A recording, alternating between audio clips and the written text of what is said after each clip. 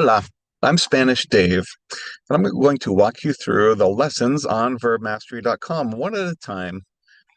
So first, let's take a look. If you go to verbmastery.com and you click on verb courses here, you're going to see all of the different courses that you can take that get you through all of the commonly used Spanish verb conjugations. Here's what it looks like if you don't log in, and here's what it looks like if after you log in. You can go ahead and put a profile here, just edit your profile, put your profile picture.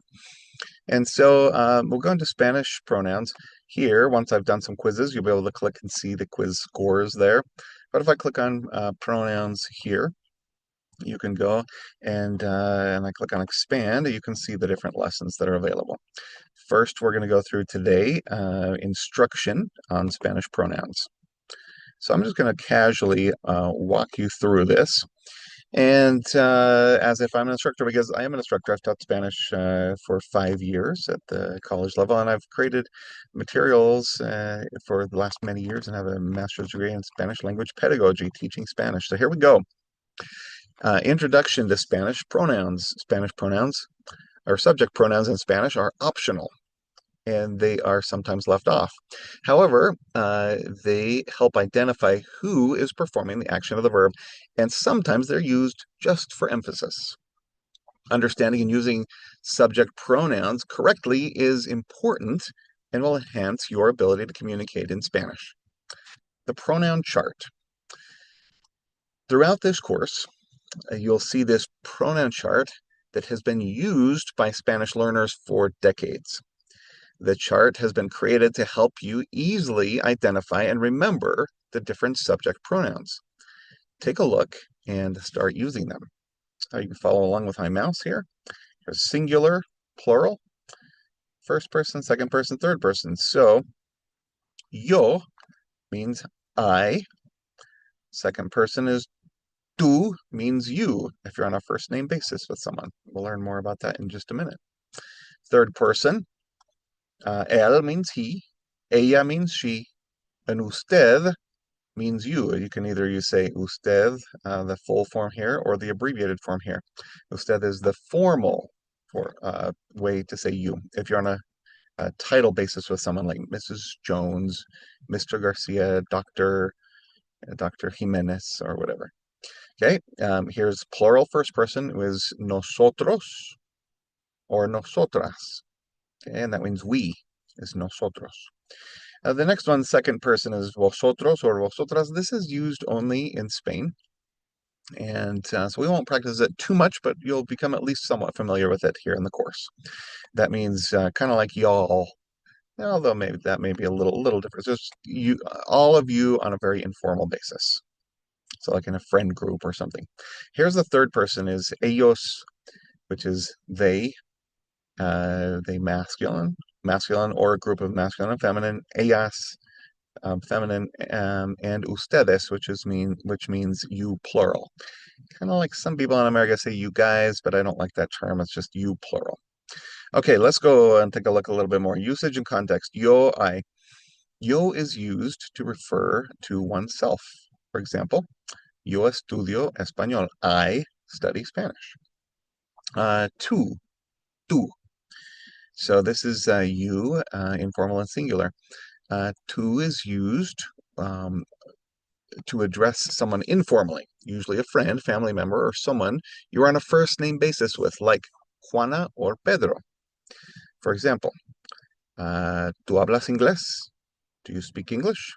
That would be like if you're talking to Juan or Juana or Pedro. You can say, Juana, ¿tú hablas inglés? Juana, do you speak English? The next one is él, ella, and usted, he, she, you, formal and singular. Él is used to refer to a male. For example, él es mi amigo. He is my friend. Ella is used to refer to a female. For example, ella trabaja aquí. She works here. The next one is usted. Usted, abbreviated as UD, stands for usted, is the formal you used in respectful or professional contexts, such as when addressing someone with a title like Señor Garcia, Señora, It could be any name, right? Señor Garcia, Señora Martinez, or Señorita Lopez, or doctor or doctora, doctora Garcia. Here are some examples. ¿Cómo está usted? That would be, for example, ¿Cómo está usted, Señora Garcia? How are you, Señora Garcia? This would be formal. ¿Cómo está usted, Señor Lopez? How are you, Mr. Or Mr. Perez, I should say. How are you, Mr. Perez? Nosotros or nosotras, we, masculine, feminine.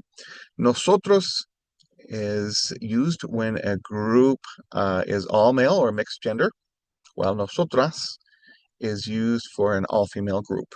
For example, nosotros vamos al cine. We are going to the movies or the cinema, and that would be all nosotros would be all male or mixed gender. And then nosotras estudiamos juntas. We, all females, we study together. Vosotros or vosotras here, you all, informal, plural, and then this is used mainly in Spain, as I mentioned previously. Vosotros is used when addressing a group of males or a mixed gender group informally in Spain, while vosotras is used for an all-female group. So note, vosotros or vosotras is primarily used in Spain, will be covered in this course, but it won't be practiced as much. So, examples, vosotros sois mis amigos. You all, kind of like your friend, you're talking to a bunch of friends. You all are my friends. Vosotras vivís en Madrid. You all live in Madrid. Again, that's when you're on a more informal basis. So then we have ellos, ellas, and ustedes. They, masculine, feminine, and you all. This is the you all for the formal plural. So ellas is used to refer to a group of males or a mixed gender group. For example, ellos juegan fútbol. They play soccer. Ellas is used to refer to an all-female group. For example, ellas son mis hermanas. They are my sisters. And ustedes, abbreviated as UDS, is the formal you all, used in most Spanish-speaking countries for both formal and formal context. So in South America, Latin America, Mexico, and so forth, you would just, to say kind of you guys, you're going to say ustedes. Right, so the example is, ustedes necesitan ayuda. Do you all need help? Again, this is formal, but in Latin America, it's actually formal and informal. And then, ustedes necesitan ayuda, señoras. Do you all need help, ladies? Okay, conclusion. Understanding and correctly using subject pronouns is a foundational skill in Spanish. These pronouns help clarify who is performing the action and are crucial for proper verb conjugation. By practicing these pronouns, you will enhance your ability to communicate effectively in Spanish. The chart used throughout this course will help you, actually will be a helpful tool to remember these pronouns and their proper usage. Keep practicing and enjoy your journey in learning Spanish. Okay, the next video, we're going to cover the next topic here, and the next topic is, as we click on the next topic, here's a game we're going to play together. And that is it for this video. We'll go ahead and stop, and we'll be back later.